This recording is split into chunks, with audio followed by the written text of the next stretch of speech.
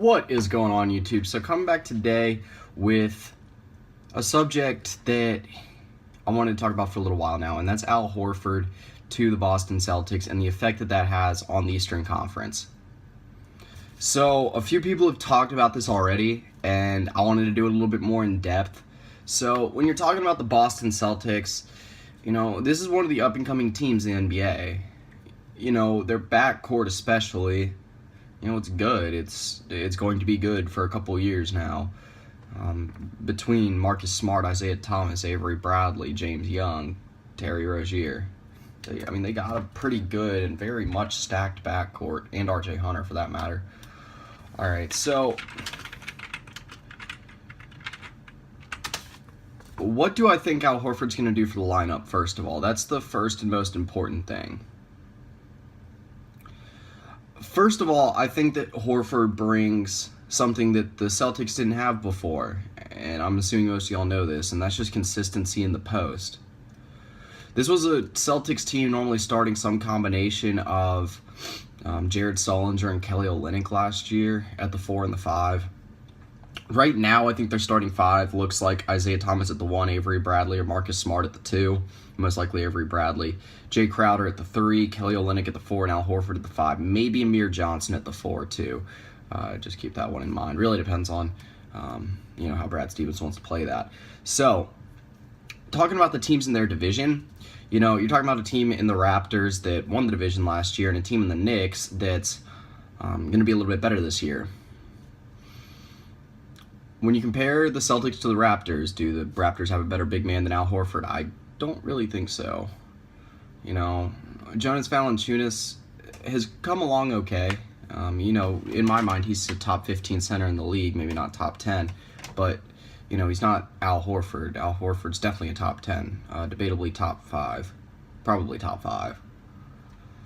The Knicks, do they have a big man as good as Al Horford? Joakim Noah, Joakim Noah might be able to stop Al Horford to some degree. I've never really watched a match, or at least paid attention to a matchup between Joakim Noah and Al Horford anytime recently, but Joakim Noah, one of the better defensive centers in the NBA, and Kristaps Porzingis would be a load for any big man to handle for guarding him, even if it's probably going to be a player at the 4 defending him, but if they want to switch it up a little bit. Do I think, now the next subject that a lot of people have been talking about, do I think Al Horford gives them that push that they need to be atop the East or be close? Again, I don't really think so. I don't even think that gives them the push to be the best in the division. I think it's going to make them close. They were kind of close last year, 8 games behind. I think that maybe puts them 2 or 3 games behind. But the Raptors are still a really good team. The Raptors hung on to DeMar DeRozan, which I didn't anticipate. And, you could say the Raptors maybe did a little bit better than they should have this year, or something like that. I don't know. But again, the Raptors still have a good team in place. There's one name that I think looking forward can be a huge asset to the team, and that is Norman Powell. They lose Bismack Biyombo, but honestly, I don't think that's going to affect them too much. And like I said, mainly the main thing is DeMar DeRozan stayed, so that's big for them. Now, the Knicks, I don't think they're near as good as the Celtics yet. And then the Nets and the Sixers are the only other 2 teams in the division. And, the Sixers might start competing, but who knows. So, last but not least, does this do anything for the Celtics long term?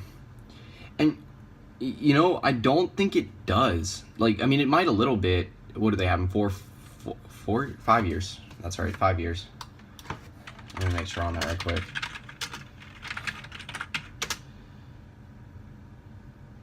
4 year. So they have him for 4 years. Now, he is, 30 years old right now. He gives them what they need for now. He's not the superstar they need, but, Danny Ainge just came out actually might have been today or yesterday, and said that, the Celtics don't really need a superstar. I don't know if they do. Another thing is, how does Jaylen Brown fit into the whole situation? Again, Jaylen Brown might not have been the best, person to take third. I don't know if he's going to start. For some reason, I don't think he's going to start at the beginning of the year. You know, Jaylen Brown was not even close to being the most NBA ready player in this draft. Pay attention to him in summer league, see how he does. You know, I've only seen a little bit of highlights of him. Nothing too telling yet, though.